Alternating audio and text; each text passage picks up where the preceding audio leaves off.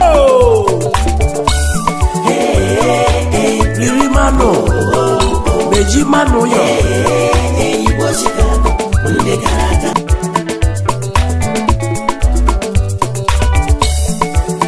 Akubanite, yes, Raboya, Akubanite, yes, Raboya, Lamavare, Zizia, Kelen, and Domandama, Agarena Mandama, Dechi Merezele, Danja Jeriaco, I am Kaikene, Fred Wanko, Esudo, Eziwafosia Jalebia, Publisher. African Lifestyle Magazine, Chicago. Hello, everybody. Once again, this is Fred Wanko coming to you from our newly redesigned studios in Chicago with another edition of Bold Talk on Allen TV. And as usual, I like to say good morning, good afternoon, and good evening to you, depending on where you are around the world. George, you want to say something to everybody? Come on, say hi to everybody. Hi to everybody. Okay, bye-bye. See you later. Folks, you are really going to love this edition.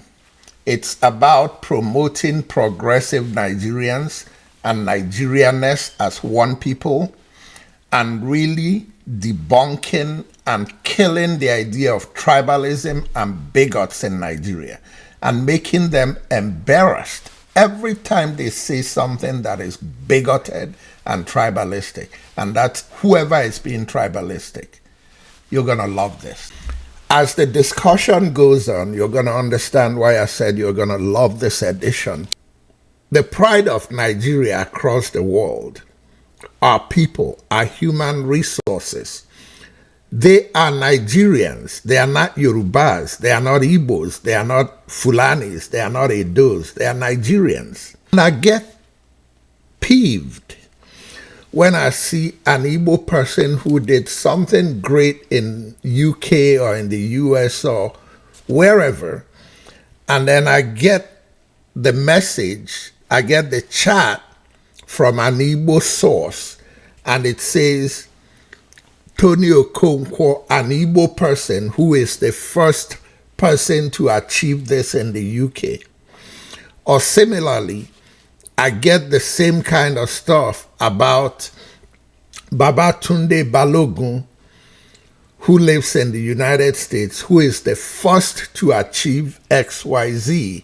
And I get it from a Yoruba source, and it says,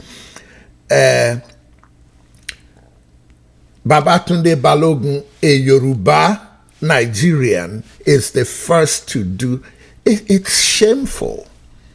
It reeks disgust. These people are Nigerians, not Yoruba and Igbo, and nobody gives a rat's ass in America or UK who is Yoruba and Igbo and Ijo and Edo and all that stuff. Here is a graphic illustration of what I'm trying to explain, and then I'll go into the other one, which is similar but from another angle. Just take a look. Now, I received this next segment from a good Yoruba friend of mine who is very dear to my heart. We disagree on politics, but he's one of my closest friends, remains that way. And I wouldn't mention his name. The reason I bring this up is that I also received, and I'm sure Yoruba people received the same kind of nonsense from Igbo people. And I'm saying it's not Yoruba or Igbo, it's Nigerian. The caption in what he sent me is "See your people," meaning see your Igbo people. Chai, Igbo men, make una come here, come explain una self. Na traditional marriage I come here, now they come turn am to ritual something. Now na the drink wey we want drink, now they carry, they come out like this in a spiritual and ritual way. Hey, Igbo men, una get explanation to do. Come and explain yourself here. I looked at it and laughed. The reason I laughed is that right between Christmas and New Year, I wish I saved that segment. It's not important. There was a video that was going viral about somebody in Lagos, a Yoruba person who is very close to Tinubu, probably one of his money launderers, that gave this lavish party where all kinds of expensive drinks were being served, and some were washing their hands in expensive drinks and all that. I'm sure some Igbos will share it and say, look at the stupid thing Yorubas are doing. It's not Yoruba, it's Nigerian. And all this going on in a country where you have Nigerians who are humble in achievement, high achieving Nigerians who have access to every corner of this world. And in any of those places they go, they will be welcomed with open arms. And they spend a week or two or a month, and off they go back to Nigeria, because that's where their heart is. That's where my humble heart is too. But how do we build a Nigeria that works for all of us when we have people who are so petty in tribalism and bigotry and wastefulness that all you hear is all this negativity, when we can pump all that negativity into positive things to build a country that so many of us are so proud of? I like America, but it's not mine. I like that there's regular electricity. I like that the internet is fast. I like I like all of those sort of convenient things about America, but it's not mine. Nigeria is home for me. Nigeria is where I care about. I like America, but really, where do I want to spend most of my time? Nigeria.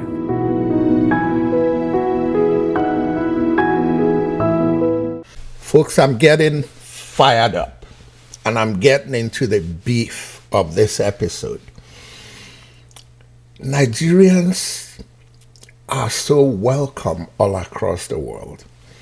This next person I'm going to bring you is a young lady, that I fell in love with her music. But more importantly, I fell in love with her personality.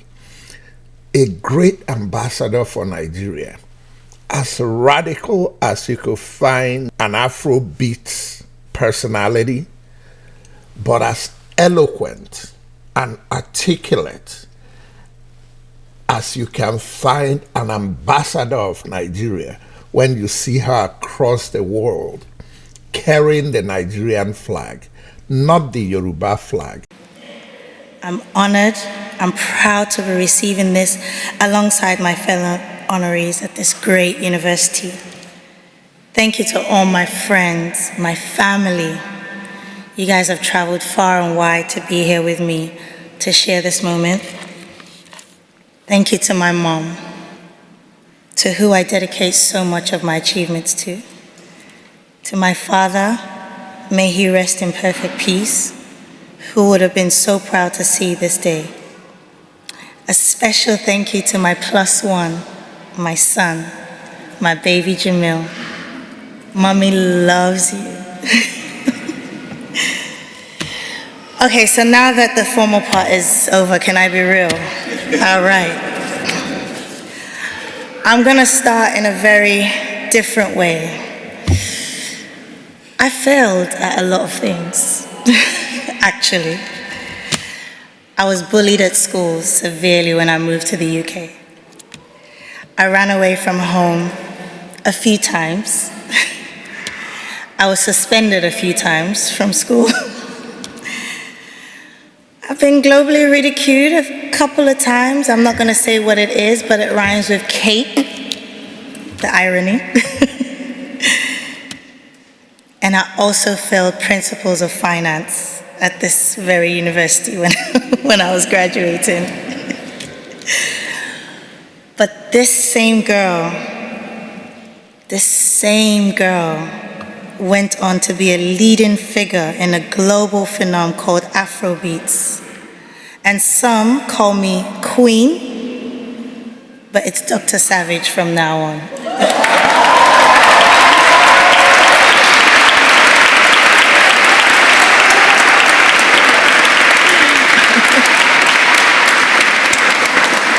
The same girl also went to graduate with 2 degrees. I became the first African woman to win an MTV EMA award. I've covered many international magazines, including the Billboard. The first female artist to be endorsed by Pepsi. There's so many more, but I've been told to be humble today, so I'm gonna keep it short. But what's the difference between that girl and this girl? It's very simple. She never gave up. And that's my message to every single one of you today. As long as you keep your head to the sky, you can win. It's very simple. We are never going to give up. Nigeria's progressives are going to keep fighting this evil called the Bola Ahmed Tinubu administration in Nigeria. And we're going to keep fighting the bigots in Nigeria. The fight includes so many, but especially the youth.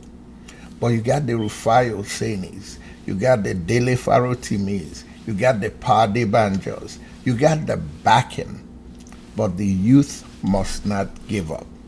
And that's not all for Tiwa Savage. Then she goes on to sing at the coronation of King Charles. It's Tiwa Savage, ladies and gentlemen.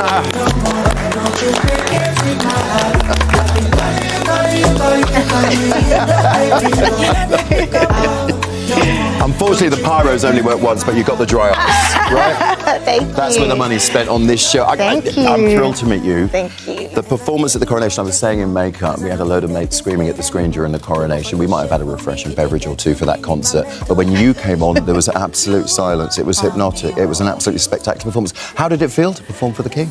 Wow, it was beautiful. Such an amazing moment to represent the Commonwealth and just to be on that stage. And I was nervous I say the first few seconds, but as soon as I started singing, I was like, yeah, I have to kill it. Just swept away by the crowd. Yeah. And you've since met the Queen Consort as well, am I right? Yes, very lovely lady. She's got a very ribald sense of humour, hasn't she? So, for the uninitiated, Afrobeats, Yes. because as I said to you before as well, it's sort of ever-present. It seems it's been around for a very long time, but if you were sort of trying to define it, as I'm struggling to do now, you might struggle. But... Yeah, I think Afrobeat is really the beginning, or like, you know, for like popular Black music. So when you think of hip hop, R&B, soul, it really all stems from Africa. So it's really a full circle moment to see that Afrobeat is getting the attention and the limelight that it's getting right now. I lived and I grew up in Wembley with my family.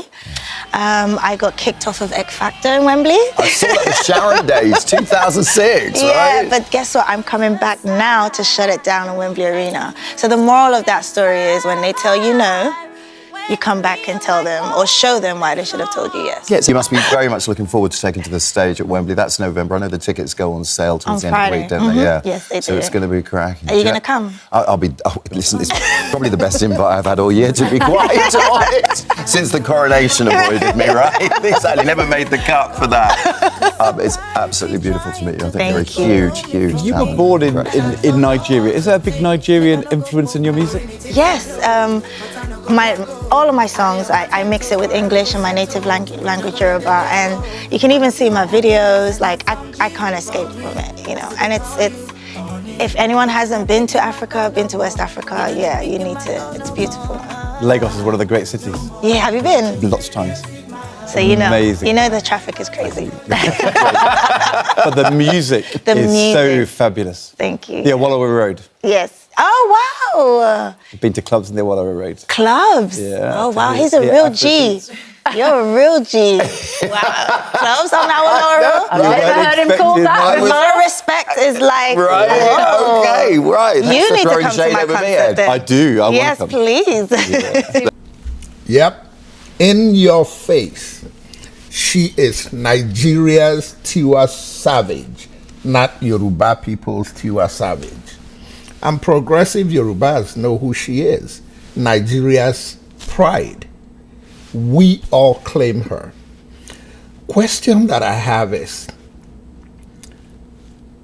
between all the leaders we've had, who should be our chief ambassadors, and I'm not going to discriminate here, how many of them do you think have sold Nigeria in a positive light the way that Tiwa Savage and Chimamanda before her did in this video that I'm showing you?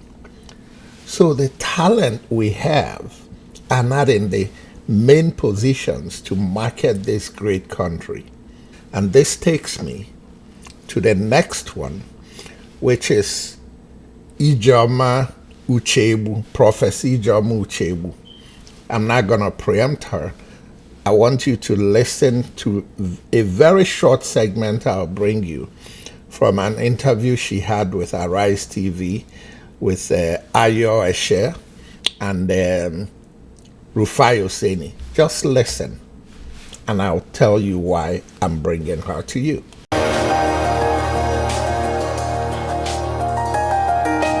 The University of Cambridge has announced the Professor of Pharmaceutical Nanoscience, Ijoma Uchebu, a Nigerian-British Professor of Pharmacy at University College London, as the seventh president of one of its 31 colleges.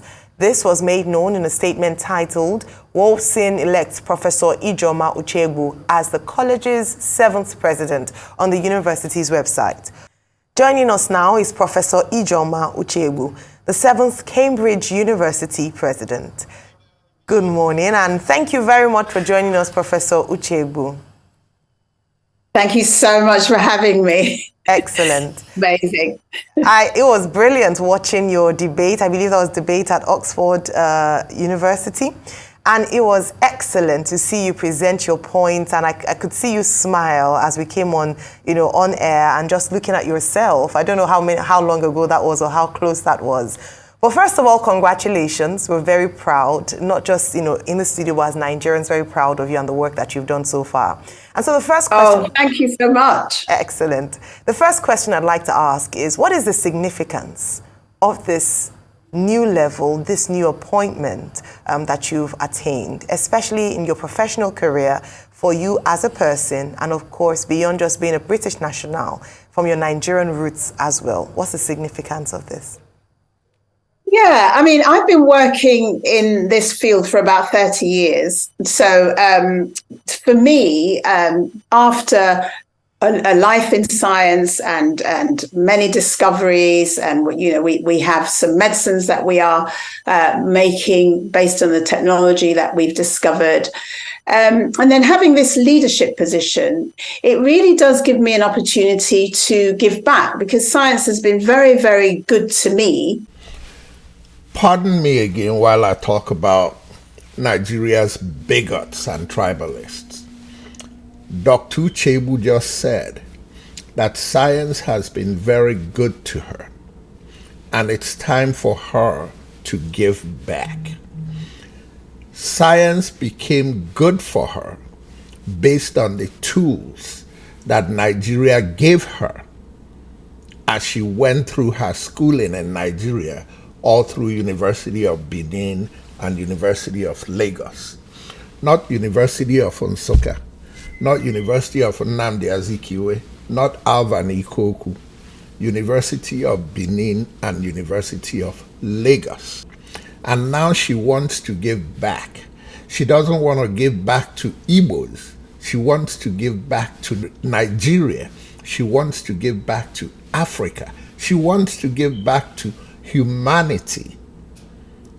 This sounds so elementary, but unfortunately, bigots and divide and conquerors in Nigeria and tribalists don't understand this. These high achievers don't give a rat's ass what your politics is.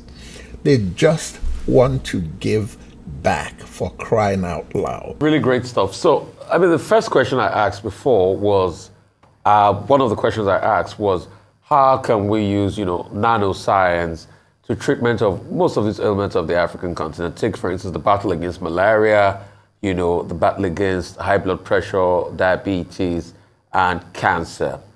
And also, I'm just now going to segue into the college you are the president of in Cambridge, Wolfson College, that has a very strong alumnus that you know of. What would you be giving back to that college? It's one of the younger colleges in Cambridge, not like old as the likes of the Christchurch colleges and other colleges in Cambridge.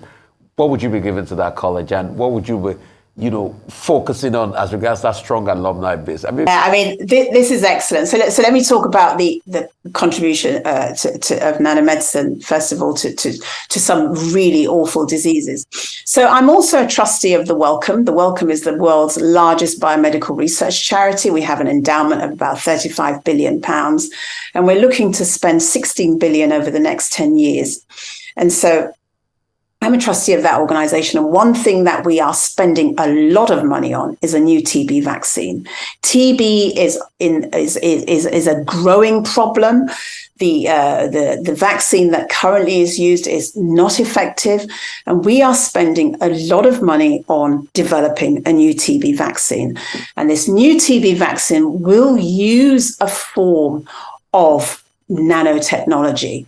So it will use a form of small particulates. I wish I could let that keep running, but in the interest of time, you see where I'm going with that. If you really like what was going on there, you could go back and Google that show on Arise TV. Kudos to Dr. Uchegbu, kudos to Rufai Oseni, and kudos to Ayo. And to the educated bigots. I see them in America. All the bigotry they promote in Nigeria, they fight in America. Neither them nor me will be in America if Americans were as bigoted as they are. Pinch yourself every time you have the urge to be bigoted. It's a sickening thing, and it's a disease you pray your children don't pick up from you. And now to Davido.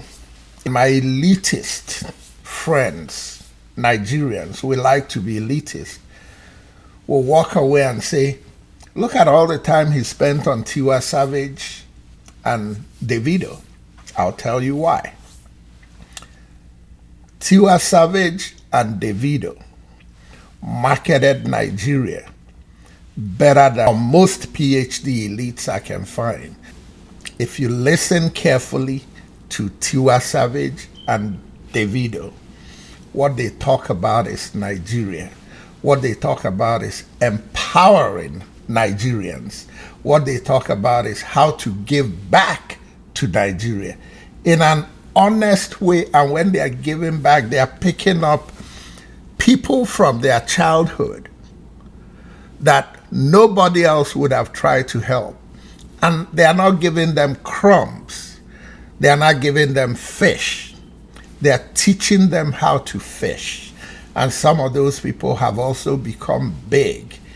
In the elitist world, they want to go back and give crumbs to their elementary school classmates who didn't have the same opportunities.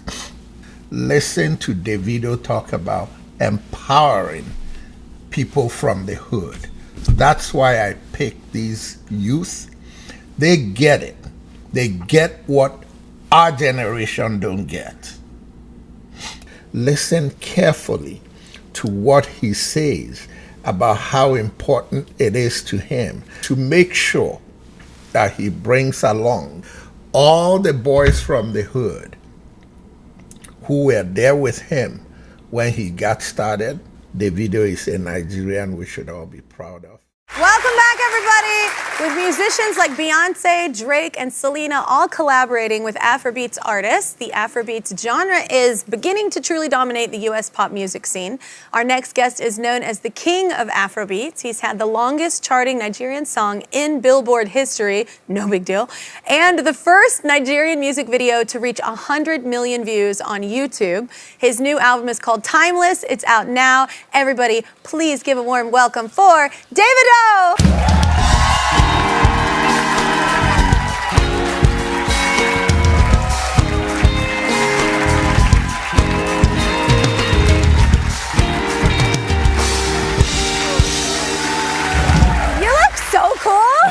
Thank you. You was out here looking so cool in pink. Yes. I must say this. I grew up watching you, and yeah, my older sister, was the biggest Kelly Clarkson. Oh my God! Well, she has better taste than you. So then. I'm just kidding. So I'm honored to be here. You know, it's a dream come true. You know, all the way from Africa to, be here with all you guys. It's no, cool. thank you as well. Thank you for coming. Okay, so I love this story. Yeah. Your dad was very upset with you that you left school, right? Because you wanted to produce. You wanted to. My family. I come from a big family that's really big on education. Like, I'm first generation entertainer in my whole line of bloodline. So you know what I'm saying? So they were not excited. He was really adamant about me finishing school. One, because I hadn't made it yet. Yeah. Two, because you know what I'm saying? He didn't mind me doing music, but he was really bent on me, finishing school. He owns a university. Yeah. So you can. He owns a university, and you didn't stay in school? My music was always good, you know what I'm saying? And he knew that.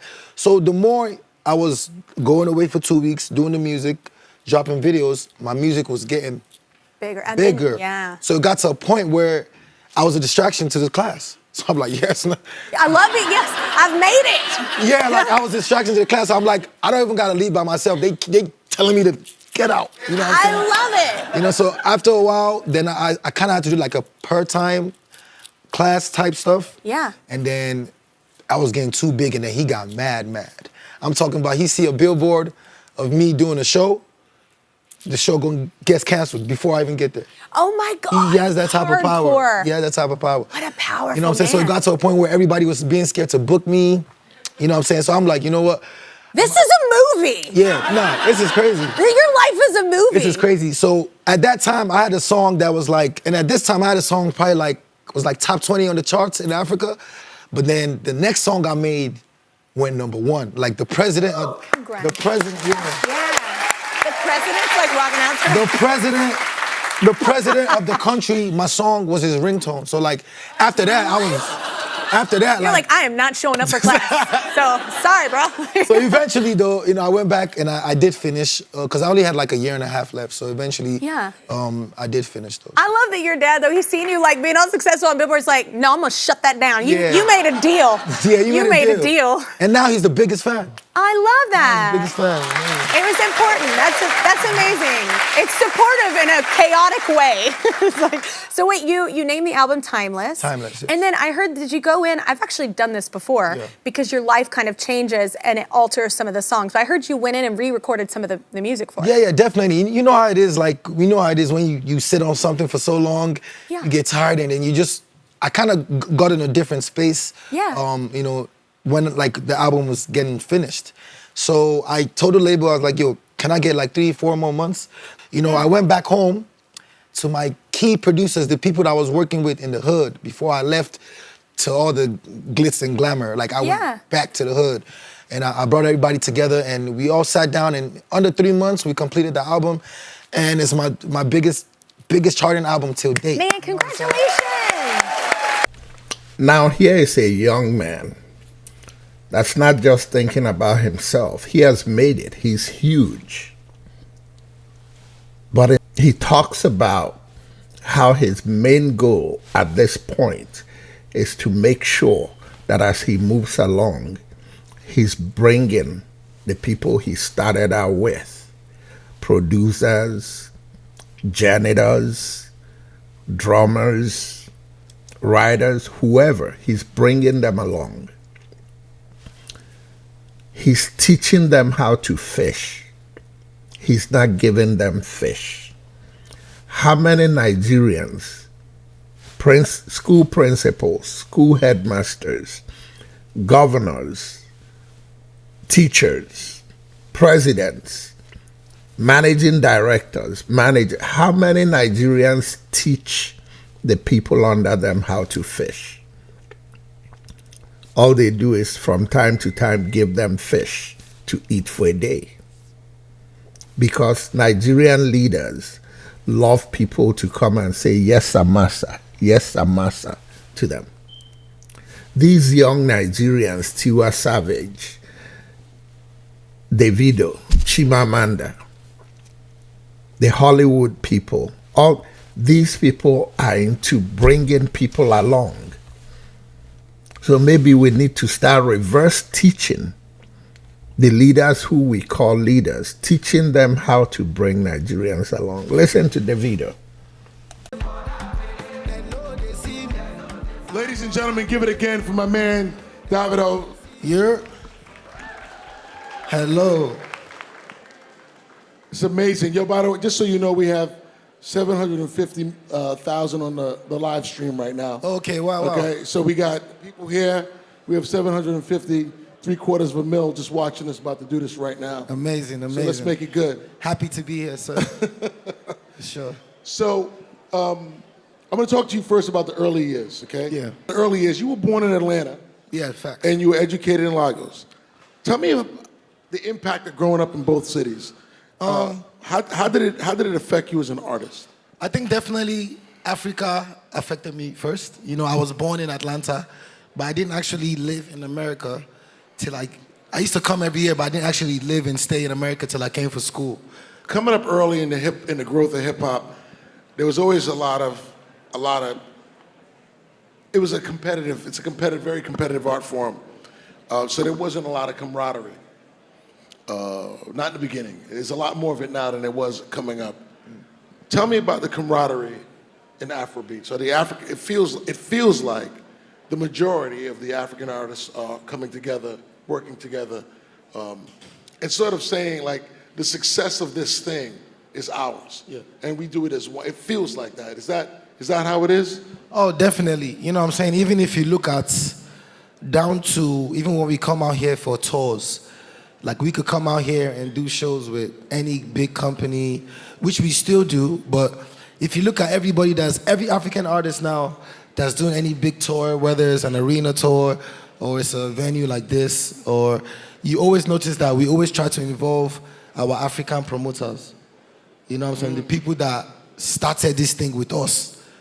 You know, the people that were going door to door. Whether it's now we put our shows online and sells out 2-3 days. So even those core people that started with us, you know what I'm saying? We still try to maintain them in the business.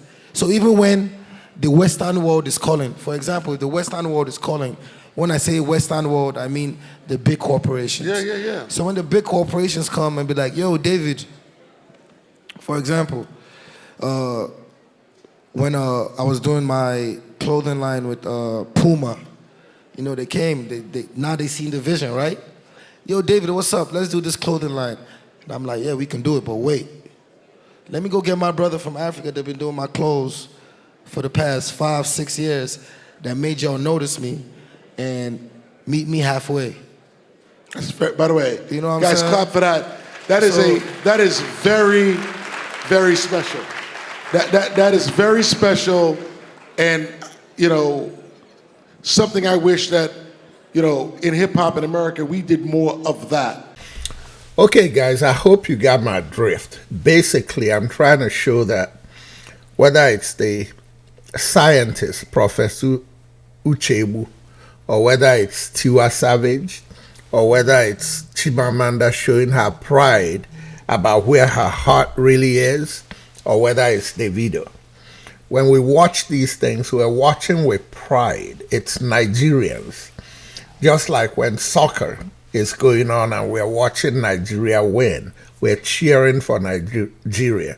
We don't care how many Yorubas and Igbos and Edos are on the team. But then when we get back home, we become Igbos and Yorubas.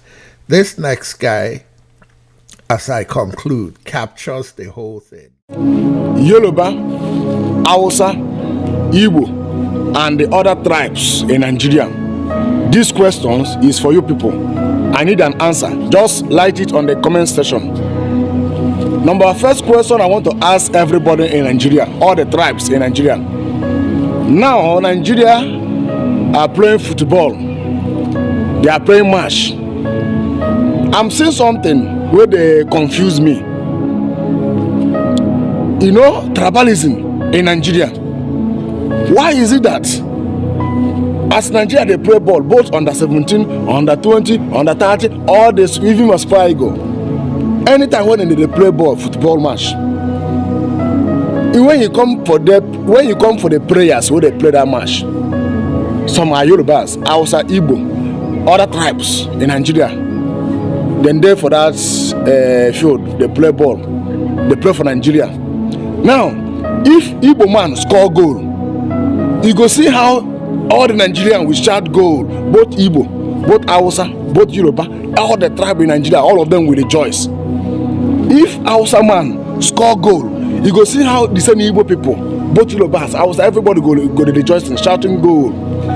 If Yoruba man score goal, you go see how all the tribes in Nigeria will shouting goal.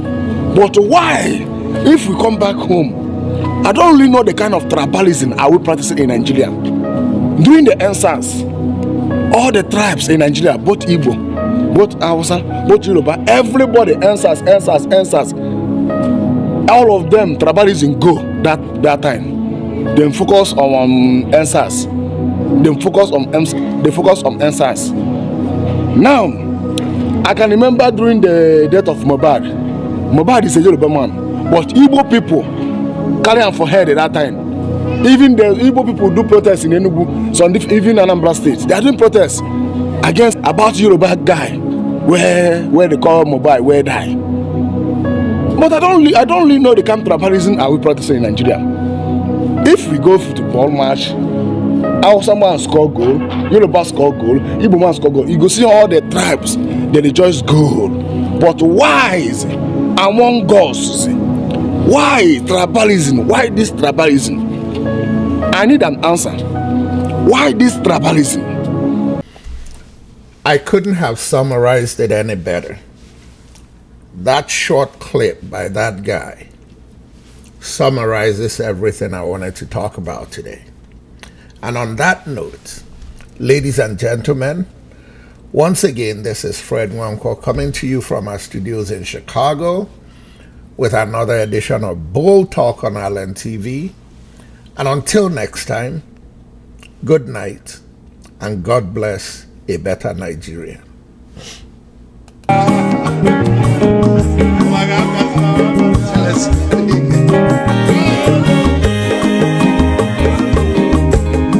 Egwu kampu na-ekene ọmọgọ ndị nsọ Chukwu emeka lumo ike Chukwu na-egaje esi nwanne m ekene ịlapụlụ ife niile na-eme wee bịa ka gosili na anyị na gị bụ nwanne wisdom ga-adị ka nye gị maịkị ka ogobanya bụ egwu isili mmaksi ọ bụ na-etiri egwu a malụkwa malụ n'imego m ife ọjọọ wee sị gị nwanne m ife ọbụ na ịchọlụ na ngeme wisdom onume ekene gị Mama iyo biko lapo nabasi zero zero zero zero